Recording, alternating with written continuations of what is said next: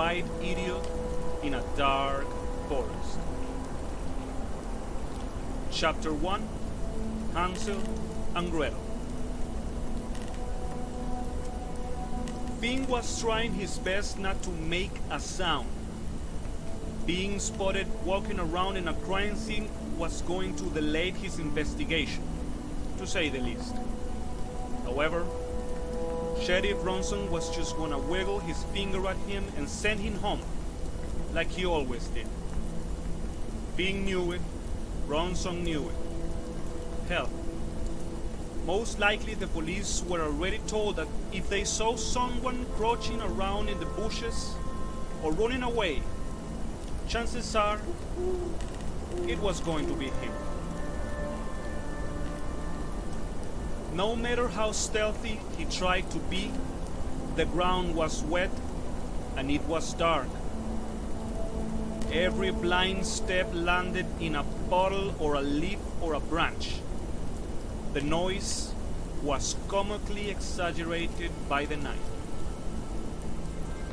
Luckily for him, not too far, in the highway where Mary was found, there was a multitude of people, from the cops to the men of the town, who didn't care that it was past midnight, and that the cold drizzle was not so slowly turning into rain. The boy takes his camera and points it forward, but a shiver through the spine forces him to take a second of contemplation, for he sees the forest like a dark maw waiting silently. The forest knew he was going to get inside no matter what, so it smiled with the jaws open. And the boy knew the forest knew, so he smiled back. Sorry, Mary. I need to know what happened. Click after click, he started taking pictures, from the blood-covered trees to the broken branches. Anything that could even remotely describe what happened. And all of this, trying to avoid the flashlights and the police. Being there, taking pictures and sniffing around like a bloodhound gave him a sense of guilt. He was there on an investigation. Something helping his friend. Or so he told himself. In actuality, this wasn't a missing dog or a robbery. No. This was real. And it was giving him the thrill of a lifetime. Fuck the guilt. So focused in his pictures, he was becoming more and more careless about the flashlights and the police. Until the point he turned around completely and took several pictures of the crowd. Immediately, the flashlights pointed at him, and he responded by jumping into the ground, landing on his chest. Shit, is the only thing he could say. Ronson was all the way back in the highway, keeping the curious and noisy crowd from crossing the yellow tape and shouting orders left and right. When suddenly, he and his men saw the blinking flashes in the trees and immediately knew. Some of the police drew their weapons and they pointed at the forest, but Ronson ordered them to stop. God damn it, Finn! Someone give me a megaphone right now. And someone else just call that idiot's mother. What a detective you are, Finn. Come on. The boy had the habit of talking out loud to himself. Actually, he talked to himself more than he considered necessary talking to his friends. A few seconds passed in silence when he said, "Well, maybe they didn't see me." I know you're there, Finn. Come out right now. And I will make your mother take your sorry ass out of a jail. Tomorrow. Okay. He saw me. The boy starts crawling through the mud as fast as he could. But after a couple of seconds he stops and thinks. What would that do right now? Come on. Come on, Finn, think. The footprints. You're destroying the footprints. Answered the voice of his father in his mind. Or was it himself pretending to be his father? His imagination was so strong that at this point he wasn't really able to tell. Regardless, he could imagine his father right there, standing beside him, with an umbrella in one hand and shaking his tic-tacs with the other, not even shielding the boy from the rain, but he didn't mind. The boy kneels and uses his own flashlight to see how indeed he was crawling on Mary's footprints. And again he could only say, shit. At this point he realized that the rain was becoming stronger, and soon enough there will be no more footprints to follow, only puddles. Come on, boy! Let's not do this! Not tonight! Ronson's voice broke through the trees again like a thunder. Finn, he didn't care about the threat. He didn't care about troubling his mother or spending the night in a cell. And he didn't care about anything.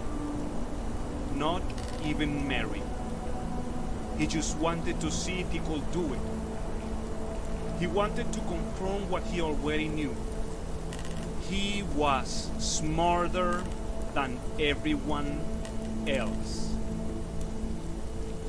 He ran forward, following Mary's steps as fast as he could without making too much noise. And thankfully, the rain was helping. But on the other hand, the footprints were becoming too distorted. With every pair of footprints there was a little dot in the right. The dot. Why the dot? He kept pretending he was being tested by his father, and so he answered. Because Mary had a leg injured, right? So she was using a tree branch like a walking stick or something, I guess. Ding, ding, ding, ding! Well, that one was easy. Said the imaginary dad after popping another mint. After minutes of running, the boy realized two things. One, he was deep enough in the forest that Ronson and his men weren't gonna find him anytime soon. And two, the rain did its job and the footprints were gone. Great. Now what? You know, you can use more than footprints, right? Finn had an exceptional talent to talking to himself. Sometimes he legitimately didn't know what to do, unless he gave himself the answers with the voice of his father. Well, at least that is what he liked to think. Miss Laura, the high school psychologist and counselor, told his mother that he had a dangerously vivid imagination. And she also told him personally that he was a special little boy. Miss Laura was a bitch. Hansel and Gretel, said his dad to bring him back. Right. Yeah, just... I really hate her. Hansel and Gretel, boy. Yes, sorry. He starts watching his surroundings and sees how the trees still had blood on them, so he followed the blood. When there was no more blood to see, he followed the newly opened path through the brushes, shredded pieces of Mary's clothes, and on until he finally got to a clearing in the woods. A 30-foot wide opening, obviously a camping spot. Yes! Woohoo! Hansel and Gretel!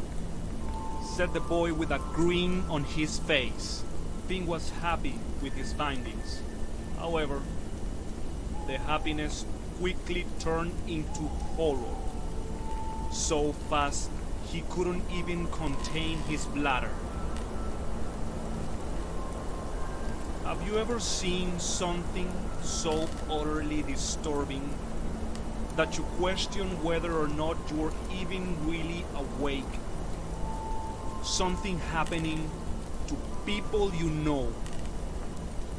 Well, right there in the middle of the clearing, 3 people stand surrounding a still lit bonfire. Mary's mother, father, and sister. The little one barely 10 years old. They were just there, standing, with their arms raised to the heavens. Well, those who still had arms. But there were many pieces of flesh, blood, and guts dispersed all over the site. Mary's mother didn't even have a face. One of the arms was lying 10 feet away from her. The sister, she wasn't much better. Actually, she was way worse. Half eaten by an animal, the gore in her was especially upsetting. And the father, part of the neck was beaten off, and the torso and abdomen were almost wide open. With the face, he was smiling, gently with his arms raised to the dark sky of the night, with the most serene expression of content and peace. Finn fell to the ground and violently started throwing up. The puke and tears and urine mixing with the blood of Mary's family. His father kneeled beside him. The boy could almost smell his cologne. He just puts a finger on his chin and gently raises his face. But after feeling resistance, he grabbed his jaw and forced him to watch. Then he points at them and says, without a shred of empathy, "Do your job, boy." And so he clicks away, a dozen of times, hundreds of times. Losing track of time, he clicked and clicked for what it felt like years. "Son!" he finally heard. "Dad? It's me, boy. Everything's fine now." Ronson and his men rushed in. He kneeled down and put his own jacket in the boy's shoulders. The night was cold and the jacket was warm. Are you taking me to the police station?" "No, boy. Forget about that. I'm taking you home." The boy had grown that night. Forcefully, violently. There was no turning back. Do your job, boy.